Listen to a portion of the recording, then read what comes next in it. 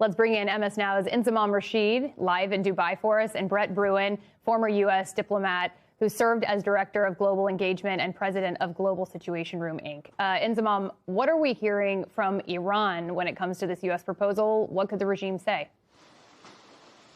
Well, Ariel, look, all eyes are on Iran to see when they respond to this proposal and what they respond with. I think the larger question is whether the fighting that you just mentioned there, which took place over the last 24 hours and a bit of it today throughout the day as well, whether that actually impacts whether Iran will respond to this proposal from the US. Marco Rubio, as you mentioned, said that he's expecting that response to come today, and he's hoping that it's a serious response as well. My sources in Pakistan were pretty confident that Iran would have responded yesterday, but they are pretty confident that they will do today. I think the big question is whether what we've witnessed over the last 24 hours in the Strait of Hormuz, on the coastline of Iran as well, this extensive battle between the US and Iran, which escalated in the last couple of days or so, and then the Iranian strikes on the UAE today as well, where I am injuring 3 people, and then of course the extension of the blockade,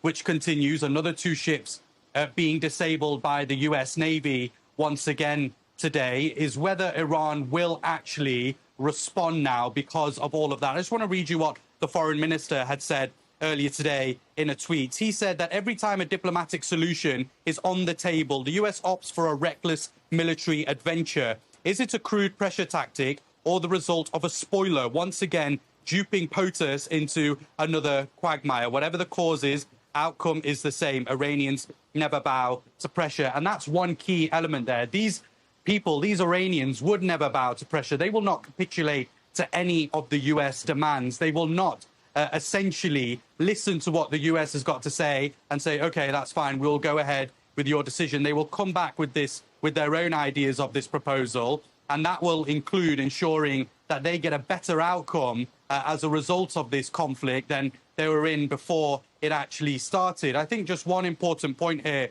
as well, Ariel, is my sources in Pakistan are very confident that in the coming days, this pre-proposal, as it is, before actual negotiations take place between the US and Iran, will be able to get passed through, and then the 2 sides can meet potentially as early as next week. But I think it's all eyes on Iran. The ball is very much in their court, and we wait to see what response they give to this peace proposal from the US. Inzi, thank you so much for your reporting there from the region. Brett, the Iranians now talking about a possible spoiler. You wonder if accusation is projection here. What do you make of Iran's decision to attack U.S. warships during a ceasefire? Is that a strategy? Is it a sign that the military and civilian leadership aren't on the same page there? Is the IRGC now running the show?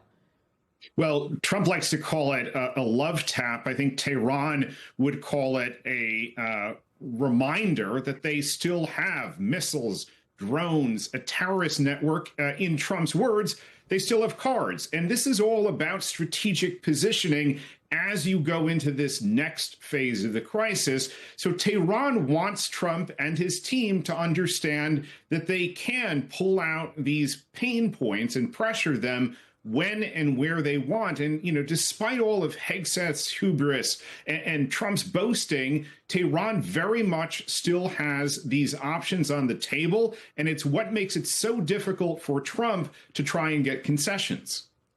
So according to the Washington Post, the CIA estimates that Iran can endure the U.S. blockade for at least 3 or 4 months.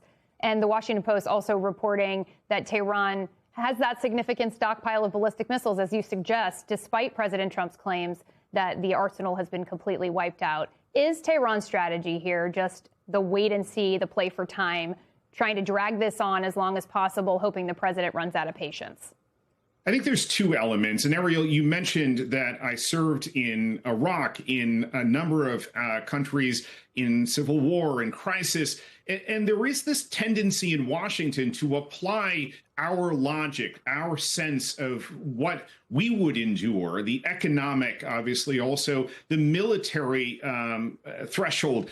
And yet, if you're sitting in Tehran, you have a very different calculus. And that's where I think Trump and his team have miscalculated on a number of occasions. The Iranians are not the Venezuelans. They have both stronger ideological adherence, but also, quite frankly, there is this element of both pride and the propaganda value. So I think Tehran can actually outlast far longer than that 3 to 4 month pain. That's the economic pain. But then there is a point past that which the Iranian regime will push past.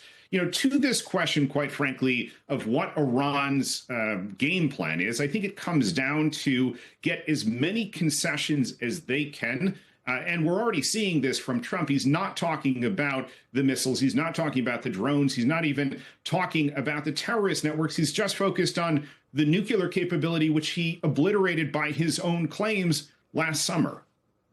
Yeah, and as you mentioned, you made the salient point that Tehran may have a completely different calculus than we do here in the U.S. Brett Bruen, thank you so much for your insights. Appreciate it.